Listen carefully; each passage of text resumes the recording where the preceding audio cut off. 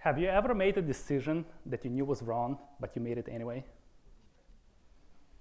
That's not a data problem. That's a clarity problem. Because most bad decisions happen not from lack of information. They happen because our minds are too noisy to recognize it. That's where meditation comes in. Not as a spiritual practice, not as a stress relief, but as a tool for clarity.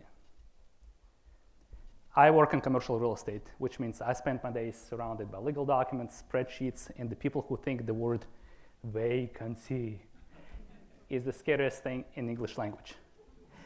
In my line of work, success is assumed to be all about numbers. The cap rates, the IRRs, the debt coverage ratios, the kind of stuff that makes most people's eyes glaze over faster than a meditation session. But the irony is that the most successful tool I have found in business have nothing to do with numbers at all. It's meditation.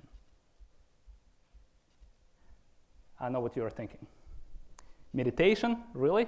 That's for monks in caves or stressed out yoga moms, not somebody managing hundreds of millions of dollars of real estate. Trust me, I thought the same thing. Back then, my idea of inner peace was when my tenants actually paid their rent on time. I started meditating long before I got into real estate. I immigrated to the United States from Russia my freshman year in high school. And I remember sitting in a classroom, pretending to understand what was going on, hoping nobody would call on me. Imagine, 14 years old, new country, hearing laughter you don't understand, watching other kids answer questions effortlessly, and feeling like you're always half a step behind. It's humbling, it's isolating. If I'm honest, it was scary. So I did what lonely, slightly awkward immigrant teenagers do. I read. And one day I stumbled across a meditation book. Now, I picked it up not because I was searching for enlightenment. I was searching for something, anything that would make me feel a little less lost. So I tried it. Now, here's the embarrassing part. At the beginning, I was not meditating for peace or for wisdom. I was using it as a cheat code. You see, because of my language barrier, I didn't always know the answers in exams, so I had to guess, like a lot. And my statistical odds, let's say, were not particularly impressive. It was a multiple choice a lot of the times, and I was really committed to letter C. So I thought that meditation helps improve intuition, that maybe it can help improve my guessing. But something interesting happened. It wasn't that I magically knew the answers. It's just that I became calm and I stopped panicking. My chest wasn't tight, my mind wasn't racing. And when I wasn't panicking, I didn't feel small, and I made better choices. That's when I realized something profound. Meditation wasn't mystical. It was about clarity and stability. And stability creates confidence. And confidence improves performance, whether you're taking a high school exam or making an 8-figure investment decision. So meditation isn't about incense, chanting, or floating on a mountain. It's about clarity. And clarity, my friends, is the ultimate ROI for the mind. In business, we're obsessed about ROI. Return on capital, return on equity, return on investment. But how often do we ask, what's the return on the clarity of our mind? Because if our mind is cluttered, full of worry, stress, unfinished thoughts, it's like a computer with maxed out hard drive. You try to save a critical new file, and the system says, sorry, no room left. And you're like, but it's important. And the system goes, well, then you should have deleted that junk file with your ex from 10 years ago. That's no longer serving you. Meditation is how you free up that space. It defragments your mental hard drive, deletes the junk files, the useless thoughts, and suddenly you got room for ideas that actually matter.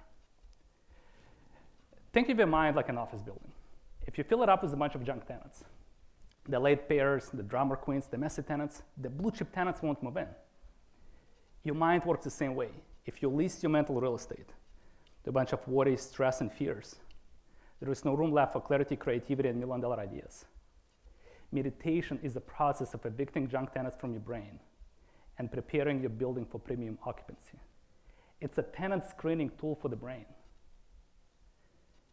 Some days my mind feels like it's a vacant strip mall with only 2 businesses still open, and it's a vape shop and a hookah bar.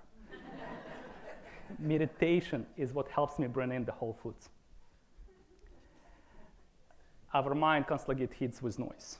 Emails, texts, property tax bills, loan maturities, brokers calling you about one of a kind of market opportunity, which is somehow being pitched to 45 people simultaneously. Meditation is what helps you to slow down. Instead of everything hitting you like a chaotic open house, Meditation turns your mind into a well-organized leasing office. You put noise in one box, junk in another, and you reserve the best mental real estate, the penthouse suite, for clarity and creativity. And sometimes that clarity changes everything. A number of years ago, I developed a mid-rise student housing project near NC State University. Perfect location, great tenants, strong cash flow. It's the kind of asset that everybody tells you to keep forever. And I did almost exactly that. My plan was to keep it a very, very long time. And then one day, I'm meditating. It's about 3 or 4 years after I built it. I'm meditating, nothing special, just kind of sitting with my eyes closed, observing my thoughts. And out of nowhere, I get this intense gut feeling that says, sell it now. It made no sense. All my advisors thought I was crazy. But that quiet voice that you can only hear when your mind is quiet said, move. So I sold it, November 2019. Everybody thought I lost my mind. And for months I wondered, have I just made a major mistake? What have I done to my life? And then March 2020 happened. You know what happened next. The schools closed. The world shut down. Students went home. Restaurants closed. Everybody stopped paying rent. Had I held on to that building for just a few months longer, I would have been in serious trouble, possibly bankruptcy level trouble. Meditation and the clarity it gave me saved me millions just on that one decision. That's when it truly hit me. Meditation isn't about stress relief. It's a business tool. It's a competitive advantage. It's like having a crystal ball to recognize risks before they show up in the spreadsheet. Our body constantly sends us signals, the tensions, the expansions, the resistance. Most of us override it. Meditation trains you to notice it. Neuroscientists have found that meditation significantly strengthens your prefrontal cortex, which is the part of the brain responsible for focus, concentration, and decision-making. They also have found that meditation downregulates your amygdala, which is the part of the brain whose full-time job is to freak out when the stock market drops 2%. Translation, meditation helps you stay calm under pressure, focus on what matters, and avoid stupid decisions. However, studies show just that 10 minutes a day can measurably change your brain structure, improving focus, emotional regulation, and resilience. 10 minutes, that's nothing. 10 minutes, I've spent in the morning refreshing my property management dashboard, hoping occupancy magically improved overnight. Meditation literally changes the shape and function of your brain. It builds a neural equivalent of better indoor plumbing. It's like remodeling historic apartment building, upgrading old wiring from fragile fuses to modern circuit breakers. The building still works, but it works better and safer. Now, imagine something.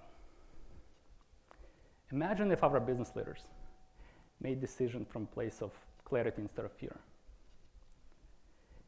Imagine if our politicians made decisions from a place of compassion instead of ego.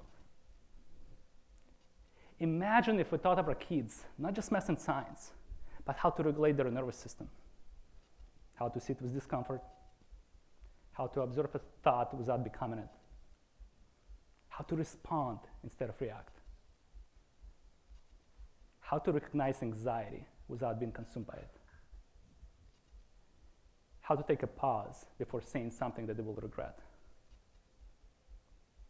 What would classrooms look like? What would social media look like? What would families look like? What would it do to our divorce statistics? Can we actually reverse the mental health crisis epidemic that we are witnessing among young adults all around the world? Meditation doesn't make people passive. It makes them conscious. And conscious people don't just react to the world, they shape it.